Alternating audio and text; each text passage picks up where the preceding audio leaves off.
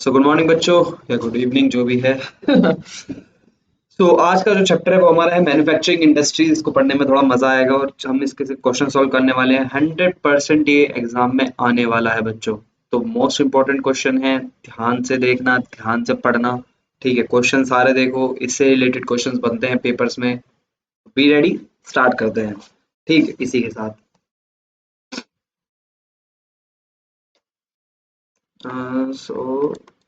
हमारा शायद वो नहीं हुआ, अभी पेन चालू नहीं हुआ। एक मिनट,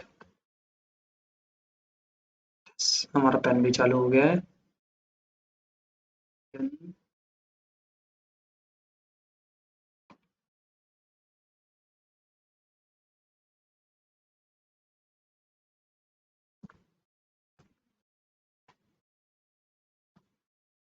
नॉट रनिंग।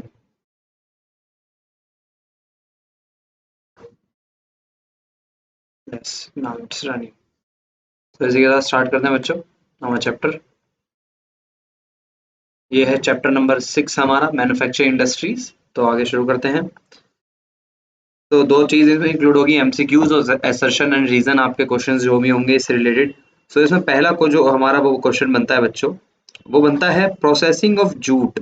ठीक है, बात करते हैं प्रोसेसिंग और ऑफ जूट।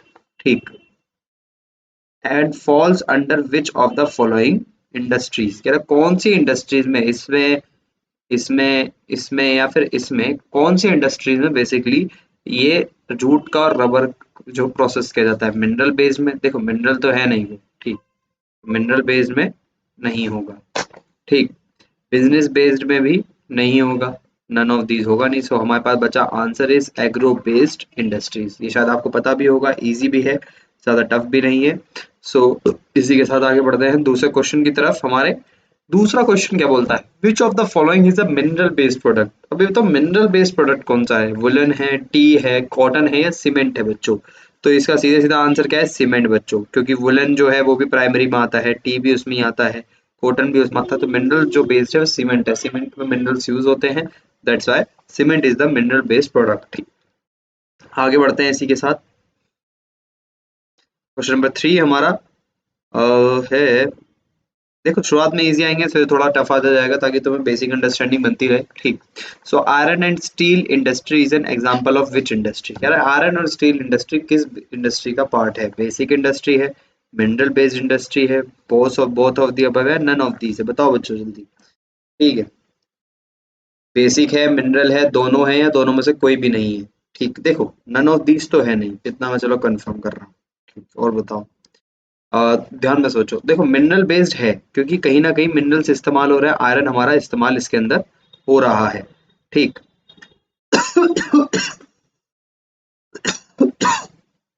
ठीक, और बेसिक भी है क्योंकि जो आयरन एंड स्टील है वो और मशीनों के लिए या फिर और जो वो है इंडस्ट्री उनके लिए क्या है, एक फीडर है। ठीक है, उनको फीड कराने वाला है। सो दैट्स व्हाई ये दोनों हैं, तो बोथ ऑफ द अबव इसका आंसर हो जाएगा हमारा। ठीक है, आगे बढ़ते हैं इसी के साथ। ठीक, so fourth question, which of the following is the produce of direct use of consumers, मतलब कि which of the following is produced, मतलब कौन सी चीज ऐसे इस्तेमाल की, प्रोड्यूस की जाती है तो डायरेक्टली कंज्यूमर्स यूज कर लेते हैं। कॉपर है, पेट्रोकेमिकल्स है, एल्यूमिनियम है, शुगर है। जल्दी से आंसर बताइए।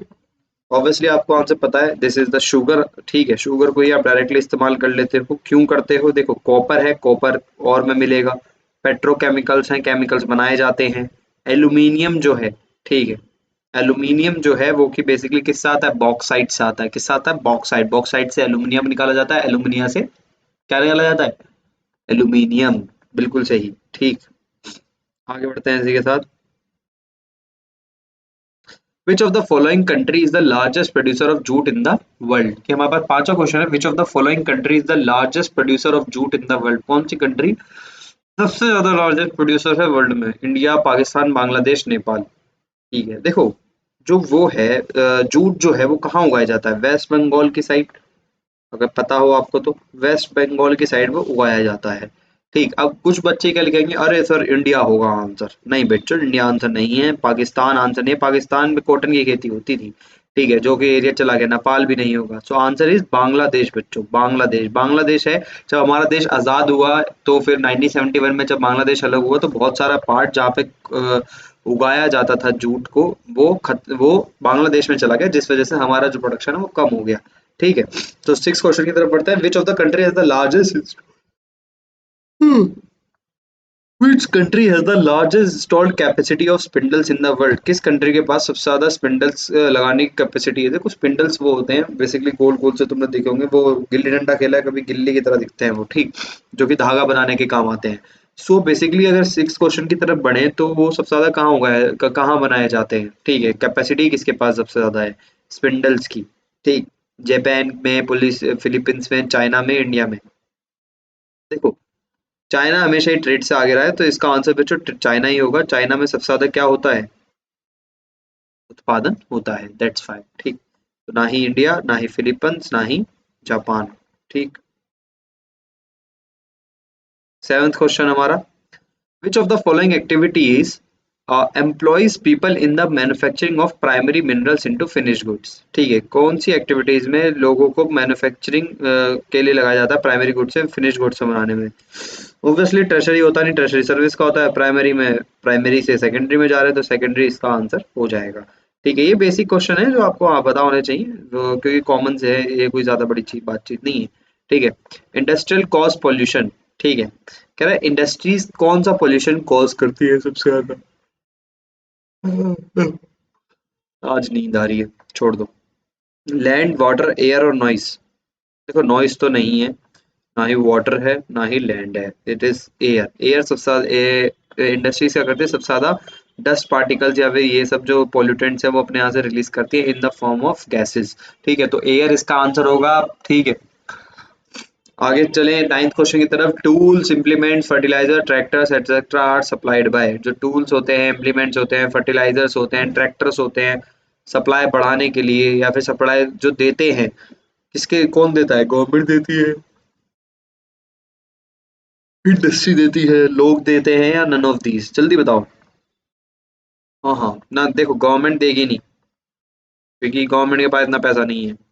लोग देंगे नहीं, लोगों के पास पैसा नहीं है, नन ऑफ दीज होगा नहीं। तो we have the answer industry. Industry ही करती है सबसे ज्यादा प्रोडक्शन बच्चों। ठीक है, which of the sector is considered as the backbone in the overall economic development of a country? कह रहा है कौन सी चीज जो है बैकबोन है कहीं ना कहीं पूरे इकोनॉमिक डेवलपमेंट के लिए, कंट्री की जिम्मेदार है? ठीक है, बैकबोन है या फिर जो पूरी बॉडी चलाएगी। मैन्युफैक्चरिंग सेक्टर होगा, सर्विस सेक्टर होगा, एग्रीकल्चर सेक्टर होगा, या नन ऑफ दीज होगा? तो इसको सिंपल सा देखो, 10th क्वेश्चन है, ध्यान से देखना है। कह रहा है मैन्युफैक्चरिंग सेक्टर बोन है, ठीक, सर्विस सेक्टर बोन है, चलो ये तो सही लग रहा है, ये भी सही लग रहा है, ये भी सही लग रहा है। देखो इंडिया जब पहले एग्रीकल्चर सेक्टर था, ठीक, इंडिया जब एग्रीकल्चर सेक्टर में था तो वो कहीं ना कहीं तब एग्रीकल्चर इकोनॉमी थी पूरी की पूरी हमारी, आज भी है। कोई बात करें एग्रीकल्चर की तो बहुत कम है, ठीक है।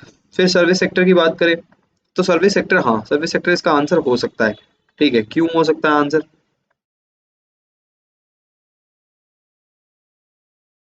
तो हो जाएगा भाई,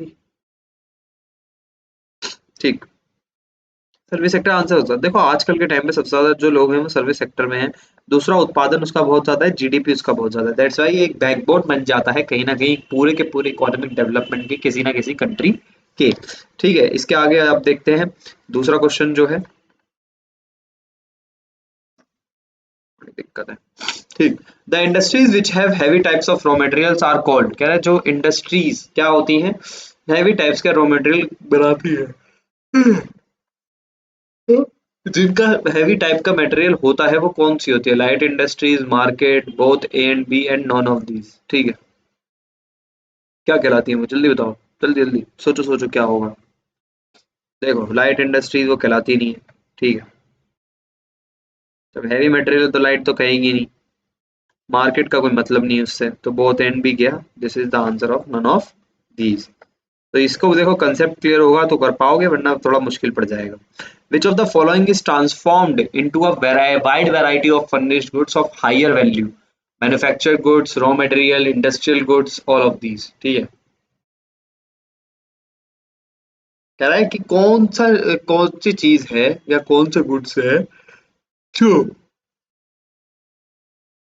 ट्रांसफॉर्म कर देते हैं, ठीक है, फर्निश्ड गुड्स को और भी बढ़िया हायर वैल्यू पे। मैन्युफैक्चर्ड गुड्स कर देते हैं, रॉ मटेरियल कर देता है, इंडस्ट्रियल गुड्स कर देते हैं, या all of these. A B C D में से आंसर जल्दी बताओ, सोचो क्या होगा।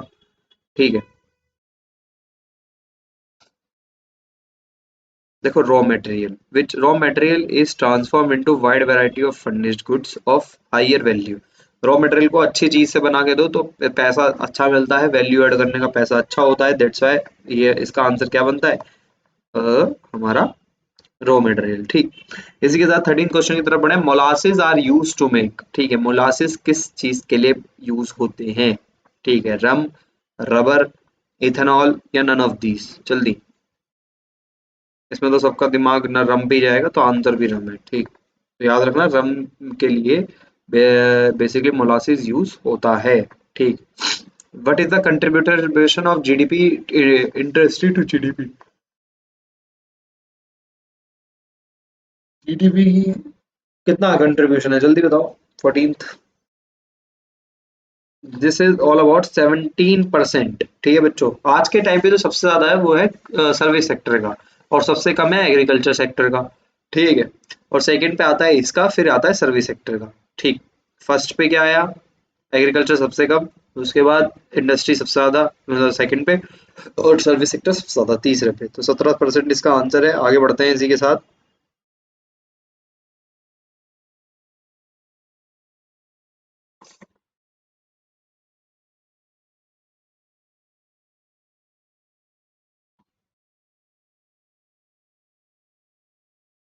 विच out of this following is a mineral based industry, कौन सी जो इंडस्ट्री है वो मिनरल बेस्ड इंडस्ट्री, जिससे मिनरल पे डिपेंड होना पड़ता है। Sugar, T, coffee, petrochemicals. Obviously इसका आंसर क्या होगा, आपका पेट्रोकेमिकल्स होगा। देखो सिंपल सी बात है। ठीक, शुगर तो होता नहीं है, ना ही टी होता, ना ही कॉफी होता, तो सिंपल सी बात, पेट्रोकेमिकल्स इसका आंसर हमारा डायरेक्टली हो जाता है। 16 की क्वेश्चन की तरफ बढ़ेंगे। विच of the following occurs after, क्या कह रहा है, which of the following occurs, which of the following is occurs increase in after the increase in industrial activity, urbanization, rural expansion, development, या all of these। बताओ, देखो, जहां जहां industrial belt लगी है वहां अर्बनाइजेशन है। जो लोग दिल्ली में रहते हैं उन्हें पता है, और जो एनसीआर में रहते हैं उन्हें पता है कि इस इंडस्ट्रीज के कारण ही सबसे ज्यादा क्या हुआ है, नोएडा और गुड़गांव जैसी चीजों का, जगहों का अर्बनाइजेशन अच्छा हो पाया है। So that's why it is the reason behind this. Dash is the caused by presence of high proportion of undesirable gases such as sulfur dioxide and carbon monoxide। कह रहा है ये जो है ये कारण, dash is the caused by the presence of high proportion of undesirable gases, ये कारण होगा जब ज्यादा गैसेस रहेंगी, सल्फर डाइऑक्साइड रहेगी, कार्बन मोनोऑक्साइड। सिंपल सी बात है, गैसेस है तो एयर पोल्यूशन ही होगा, इसमें ज्यादा दिमाग लगाने ना। ठीक है, फोकस करके चलोगे सारे क्वेश्चन होंगे सॉल्व, नहीं करके चलोगे दिक्कत आ जाएगी। ठीक है, 18 question, which of the following is emitted by chemical and paper factories, brink, kilns, refineries and smelting plants.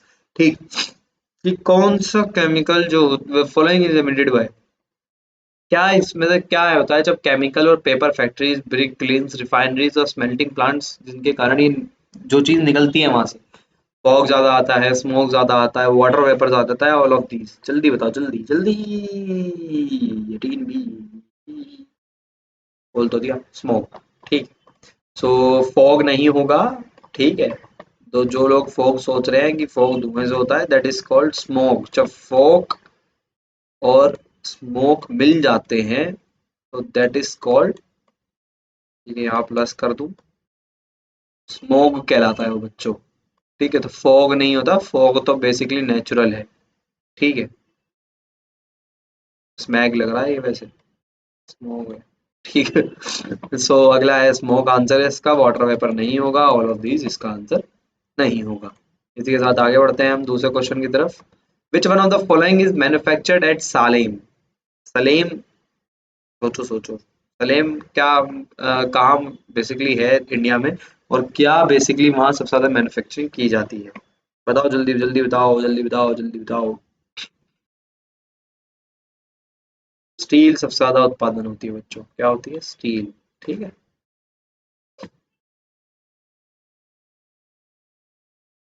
Question number 20, which of the following adversely affects human health? Animals, plants, building, and the atmosphere as whole. Noise pollution, thermal pollution, air pollution, and water pollution. Which of the following adversely affects human health, animals, plants, building, and the atmosphere as whole? कि कौन सी चीज सबसे ज्यादा human health को affect करती है, animal को affect करती है, प्लांट्स को अफेक्ट करती है, बिल्डिंग को अफेक्ट करती है, द एटमॉस्फेयर को भी पूरे के पूरे अफेक्ट करती है? Noise pollution, thermal pollution, air pollution, water pollution. जल्दी से आंसर दो, मेरे से मिलेगी शाबाशी। ठीक है, जिसने भी आंसर सोच लिया सही है, इसका आंसर जो है बिल्कुल सही है, this is called air pollution. जहां बात आ जाती है एटमॉस्फेयर की, ठीक है, तो कहीं ना कहीं वो चीज ज्यादा आपको दिक्कत देगी। ठीक है। Now we have next question 21. Which of the following is caused by discharge of organic and inorganic industrial waste and effluents? तो ऑर्गेनिक और इंडस्ट्रियल वेस्ट से करते हैं तो देखो उससे दो ही चीज पोल्यूशन होती है, this is called water pollution बच्चों। ठीक है, 21 का क्या है? बी। 21 का क्या है? B. Which of the following is organization responsible for the marketing of steel of the public sector undertaking? कि कौन सी फॉलोइंग ऑर्गेनाइजेशन है, ठीक है, जो स्टील की मार्केटिंग करती है ऑफ द पब्लिक सेक्टर? ठीक, स्टील, इसको, इसको, भेल, पूरी डिस्को माने डिस्को, फिर इसको, फिर भेल, फिर सेल। ठीक, देखो सेल, इसका आंसर क्या होगा? सेल होगा। SAIL is called Steel Authority of India Limited. ठीक है, तो आंसर इसका क्या है? सेल है। ठीक है बच्चों, जो स्टील का काम देखते हैं बेसिकली, आप करते होंगे इन्वेस्ट भी, शायद नहीं भी करते होंगे तो देख लेना। सो पापर paper pulp, chemical, textile and dyeing, petroleum refineries and tanneries are agents of causing which type of pollution? ठीक है, तो ये भी आंसर वही है, इसका आंसर क्या है? वाटर पॉल्यूशन बच्चों। ठीक है, 23 का बी। तो आप सोचोगे मैं नीचे क्या देख रहा हूँ, नीचे टैब रखा है देखो यार। ठीक, मैं देखना पड़ा, क्वेश्चन देख लेता हूँ। ठीक,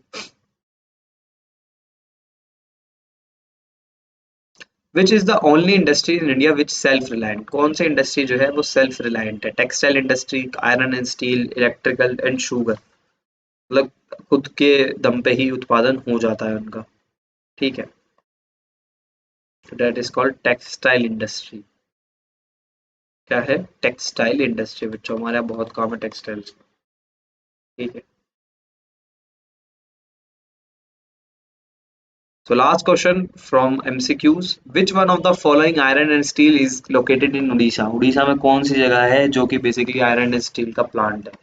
दुर्गापुर, बोकारो, राउरकेला, जमशेदपुर। जल्दी बताओ, जल्दी जल्दी बताओ, जल्दी।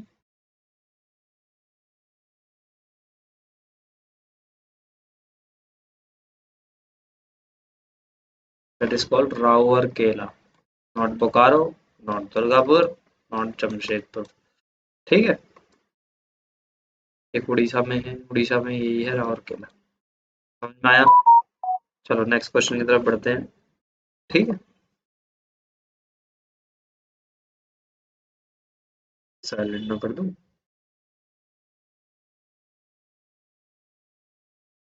अच्छा,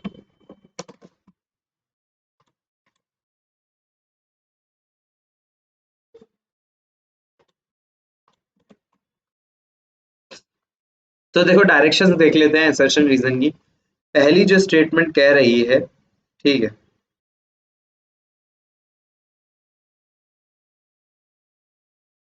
कह रहे if both assertion reason are true is the correct explanation of R A, मतलब रीजन जो है वो करेक्ट एक्सप्लेनेशन है। दूसरा क्या होगा? वही जो आप करते हो आ रहे हो कि दोनों दोनों सही तो है, बट आर जो है वो रीजन सही नहीं है कहीं ना कहीं इसका।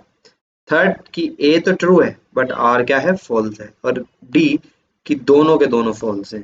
ठीक, इसमें ये ऑप्शन आपको देखने मिलेंगे जो अगले क्वेश्चन आ रहे हैं, वैसे उसके नीचे ऑप्शन होगा, तो आंसर साथ साथ देखते हुए हम चलेंगे। ठीक, तो नेक्स्ट क्वेश्चन की तरफ बढ़ते हैं। फर्स्ट है assertion consumer industries produces goods for direct use by consumers. ठीक, कंज्यूमर जो इंडस्ट्रीज होती हैं वो क्या प्रोड्यूस करती है, produces goods for direct use. Consumer industries produces goods for direct use by consumers. Okay, reason क्या है, consumer industries are agro based. देखो कंफ्यूजन है, बहुत बड़ी कंफ्यूजन हो सकती है, ठीक है, इसका कोई रीजन नहीं दिया है इन लोगों ने, दोनों के दोनों सही है कि कंज्यूमर इंडस्ट्रीज एग्रो बेस्ड होती हैं, बट वो क्यों करती हैं ये हमें नहीं बताया गया है। ठीक है, सो इसका जो आंसर होगा बच्चों वो होगा बी।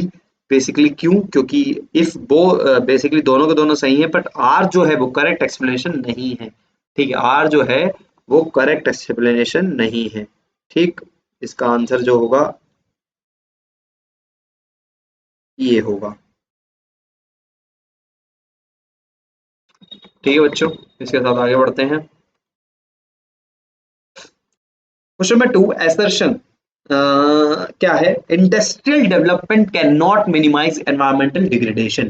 कह रहा है इंडस्ट्रियल जो डेवलपमेंट है वो कैन नॉट मिनिमाइज, मतलब कि जो बेसिकली एनवायरमेंटल डिग्रेडेशन को कम नहीं करता है। सही बात है, environmental degradation depends on the raw material use. अब एनवायरमेंटल डिग्रेड कह रहा है, रीजन क्या, सुनो ध्यान से, कह रहा है रीजन जो है depend on the raw material use. देखो देखो पहली बात तो है कि इंडस्ट्रियल डेवलपमेंट कहीं ना कहीं एनवायरमेंट डिग्रेडेशन को माइनस में ले जा सकता है अगर आप सस्टेनेबल डेवलपमेंट करते हो इंडस्ट्रीज में भी। ठीक है, जितना आपको क्या कह रही है जो वो है नेचर जो है आपको अलाउ कर रहा है। ठीक है, तो पहला तो गलत हो गया, और दूसरी चीज कह रहा है environmental degradation depends on the, कभी डिपेंड नहीं करती, या ऐसे कोई बात नहीं है कि रॉ मटेरियल पे डिपेंड करेगी। ठीक, दोनों के दोनों क्या है, गलत हैं बच्चों, क्या है, दोनों के दोनों गलत हैं। तो अब answer is both assertion and reason are false, we have that. ठीक है बच्चों, आगे बढ़ते हैं इसी के साथ। थर्ड क्वेश्चन है, industries gives boost to the agriculture sector. ठीक है, क्या कह रहा है, इंडस्ट्रीज जो हैं वो बूस्ट देती हैं एग्रीकल्चर सेक्टर को।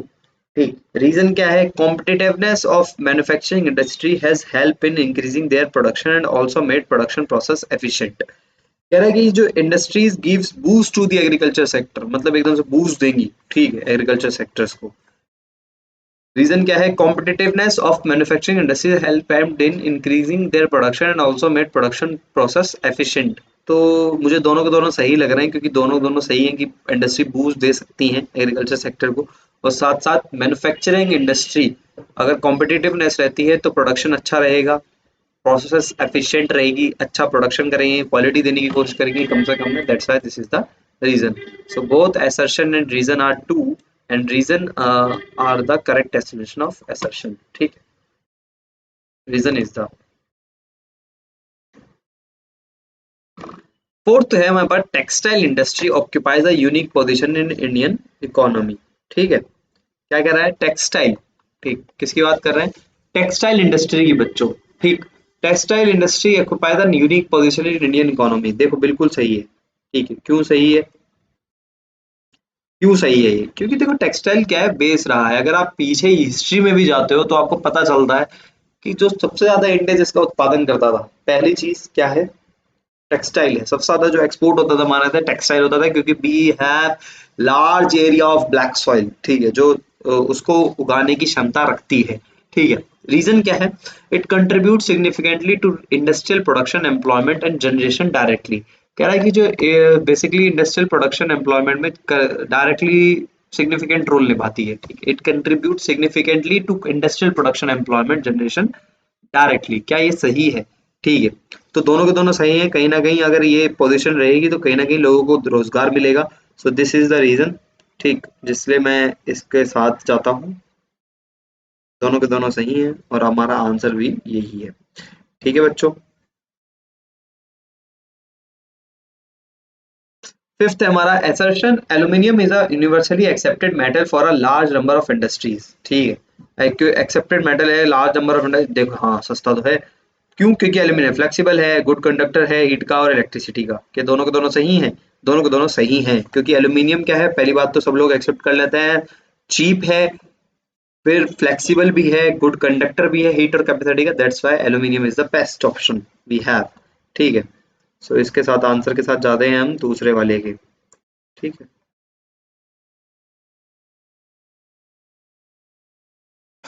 इसके साथ जा रहे हैं हम दूसरे वाले के, मतलब पहले वाले के साथ जा रहे हैं। If both assertion and reason are true and R is the correct explanation of assertion बच्चों। ठीक है बच्चों, इसके साथ आगे बढ़ते हैं हम दूसरी तरफ।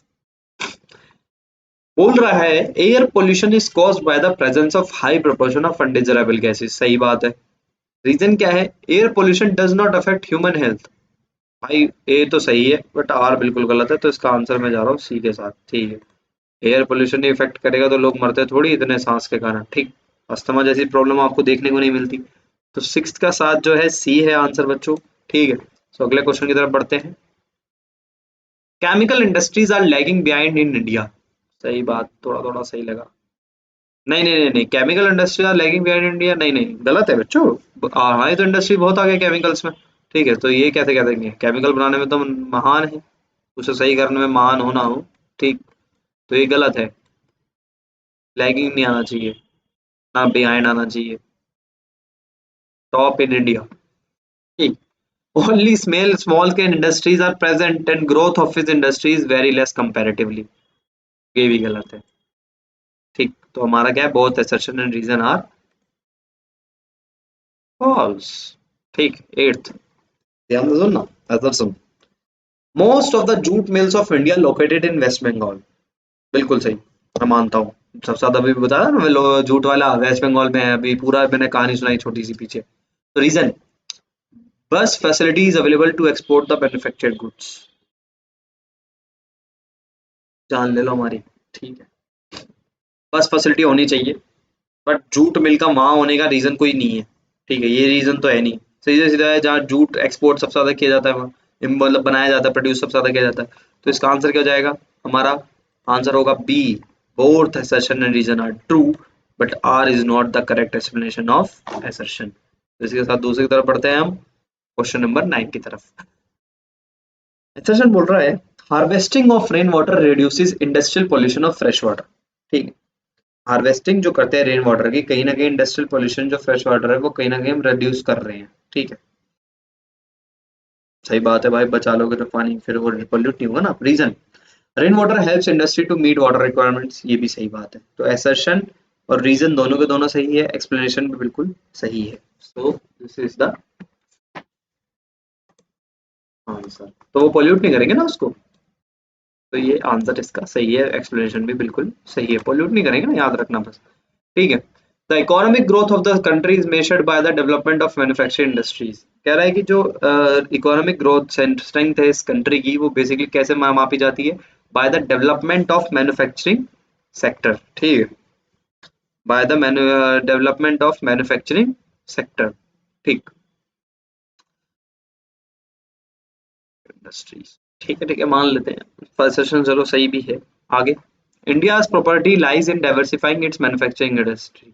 ये भी सही है, हमारे पास बहुत ज्यादा डाइवर्सिफिकेशन है। India is all about diversity, तो डाइवर्सिटी भी सही है, रीजन भी बिल्कुल सही है, असर्शन भी बिल्कुल नहीं। रीजन भी सही है, असर्शन भी सही है, बट इसने कोई रीजन नहीं दिया है एग्जैक्टली उसका। तो मैं बी के साथ जाऊंगा यहाँ पे, both are true but R is not the correct explanation of assertion. ठीक है, क्योंकि इसका जो रीजन मेरे हिसाब से होना चाहिए था वो बेसिक ये है कि द इकोनॉमिक, कह रहा है the economic strength is country measured by the development of manufacturing industry. Reason क्या था?